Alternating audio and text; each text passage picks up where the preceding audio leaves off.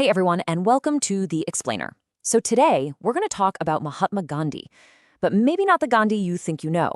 We're going beyond the historical icon to look at Gandhi, the political thinker, the guy who came up with this incredibly radical blueprint for society that, honestly, it challenges just about everything we assume about power, government, and what it means to be free.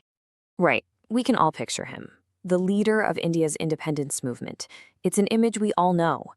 But behind that familiar face was a really deep and systematic political philosopher. See, he wasn't just trying to kick the British out and replace them with an Indian government.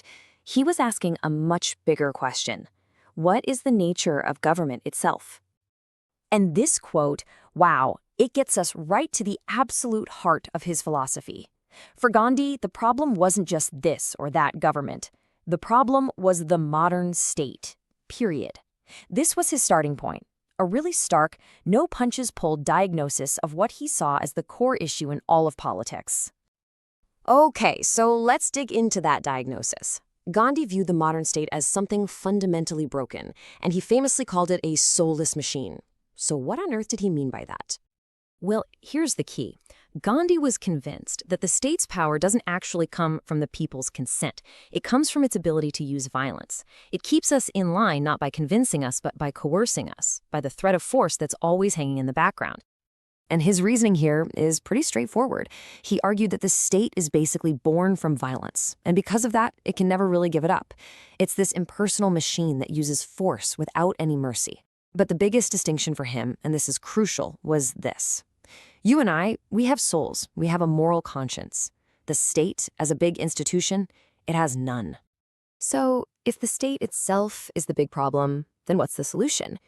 Well, this is where we get to Gandhi's vision for what an ideal society could look like.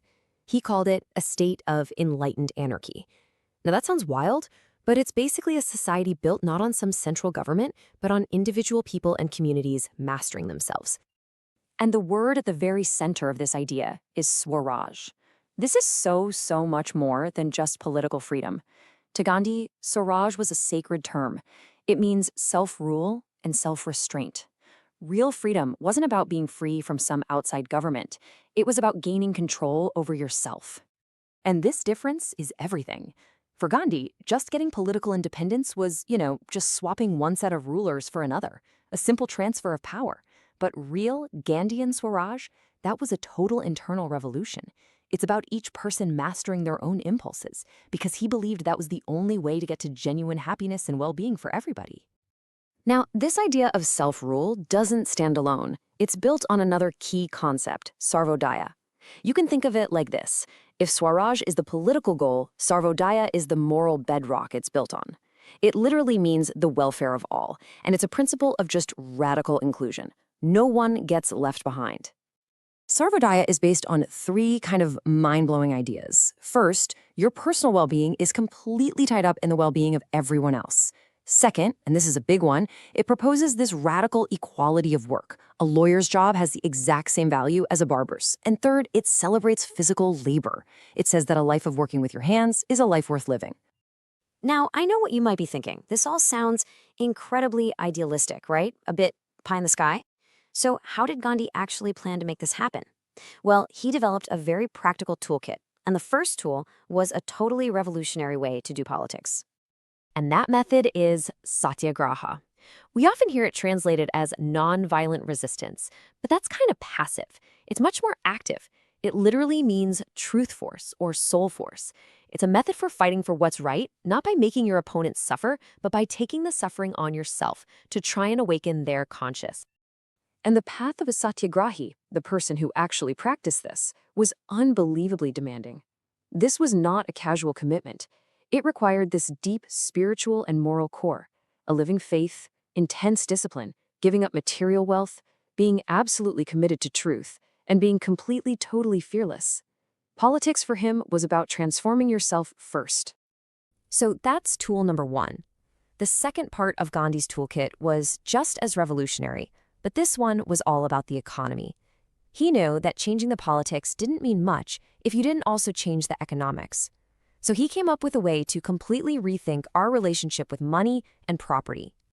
He called this his trusteeship theory, and the basic idea is this. Wealthy people, those with more than they need, shouldn't think of themselves as owners of that excess wealth. They should see themselves as trustees or caretakers. They're holding that extra wealth in trust for the good of all of society.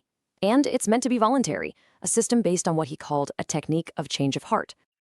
And just look at how this would play out in the real world. You couldn't just own private property for your own sake. It would have to benefit society. There would be a cap on how much money anyone could make. Everybody would get a decent minimum wage. And the whole point of the economy would shift from making things for personal greed to making things that society actually needs. I mean, that's a complete rewrite of capitalism. So when you put it all together, the sharp critique of the state, the incredible vision of Swaraj, and these tools like satyagraha and trusteeship, what you get is this really complete and deeply challenging political philosophy. This whole blueprint was his direct answer to the violence, the oppression, the massive inequality, and the colonialism that he saw all around him. It was a serious attempt to build a new kind of society from the ground up, one based on totally different ideas about morality, power, and how we connect to each other. And really, that leaves us with a huge question for our own time. In our world, a world that is still wrestling with just staggering inequality, with concentrated power, and with violence, Gandhi's ideas kind of force us to stop and ask, is another way possible? Thanks for joining us for this explainer.